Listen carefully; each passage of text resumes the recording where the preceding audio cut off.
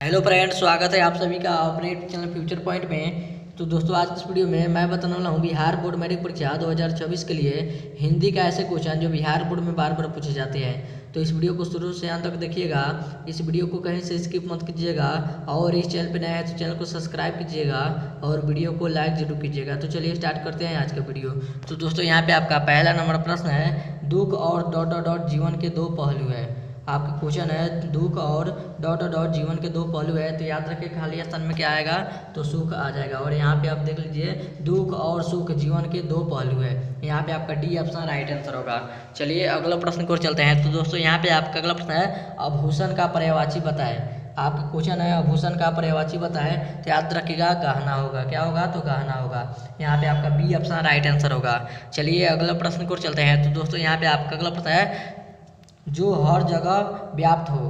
आपका क्वेश्चन है जो हर जगह व्याप्त हो। तो याद रखिएगा क्या होगा तो सर्वव्यापी होगा। क्या होगा तो सर्वव्यापी होगा।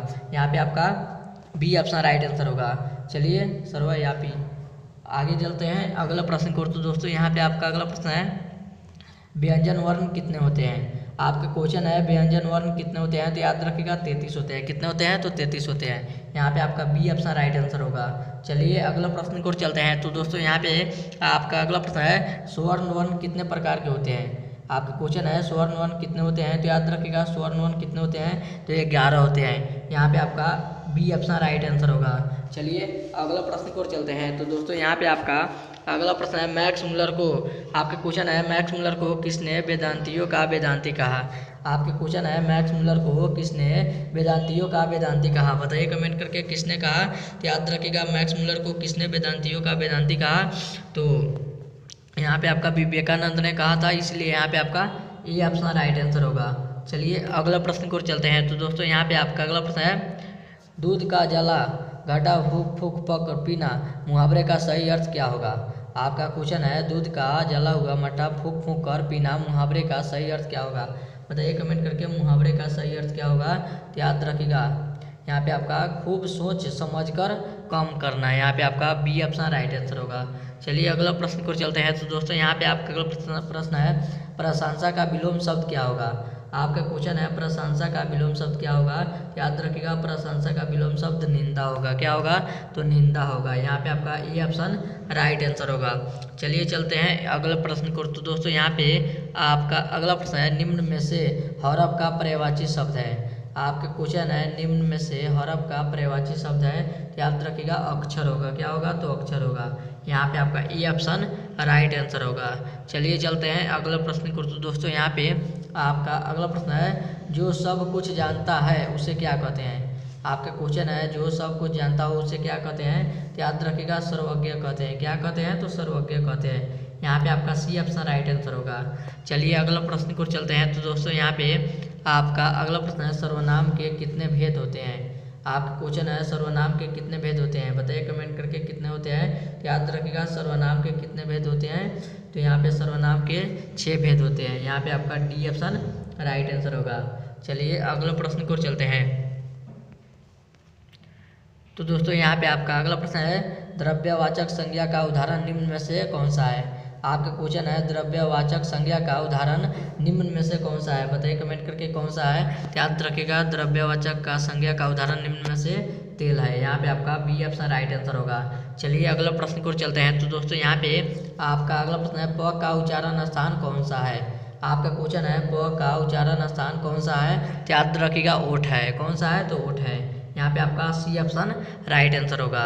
चलिए अगले प्रश्न को चलते हैं। तो दोस्तों, यहाँ पे आपका अगला प्रश्न है, बद्री नारायण चौधरी का उपनाम क्या है। आपका क्वेश्चन है बद्री नारायण चौधरी का उपनाम क्या है। बताइए कमेंट करके उपनाम क्या है। तो याद रखिएगा प्रेमगन है। क्या है तो प्रेमगन है। यहाँ पे आपका ए ऑप्शन राइट आंसर होगा। चलिए चलते हैं अगले प्रश्न को। तो दोस्तों, यहाँ पे आपका अगला प्रश्न है, घनानंद किस भाषा के कवि है। आपके क्वेश्चन है घनानंद किस भाषा के कवि है। तो याद रखिएगा ब्रज भाषा के कवि है। किस भाषा के कवि है तो ब्रज भाषा के कवि है। यहाँ पे आपका सी ऑप्शन राइट आंसर होगा। चलिए चलते हैं अगले प्रश्न को। तो दोस्तों, यहाँ पे आपका अगला प्रश्न है, सिख धर्म के संस्थापक कौन है। आपका क्वेश्चन है सिख धर्म के संस्थापक कौन है, बताइए कमेंट करके। सिख धर्म के संस्थापक कौन है, तो याद रखिएगा गुरु नानक देव है। कौन है, तो गुरु नानक देव है। यहाँ पे आपका बी ऑप्शन राइट आंसर होगा। चलिए अगला प्रश्न को चलते हैं। तो दोस्तों यहाँ पे आपका अगला प्रश्न है यंग इंडिया पत्रिका का संपादन किसके द्वारा किया गया था। आपका क्वेश्चन है यंग इंडिया पत्रिका का संपादन किसके द्वारा किया गया था, याद रखिएगा महात्मा गांधी के द्वारा किया गया था। यहाँ पे आपका सी ऑप्शन राइट आंसर होगा। चलिए अगला प्रश्न को चलते हैं। तो क्वेश्चन आपका यही है, आगे बढ़ते हैं। तो दोस्तों यहाँ पे आपका अगला प्रश्न है संतु और नरेर का वापस का क्या संबंध था।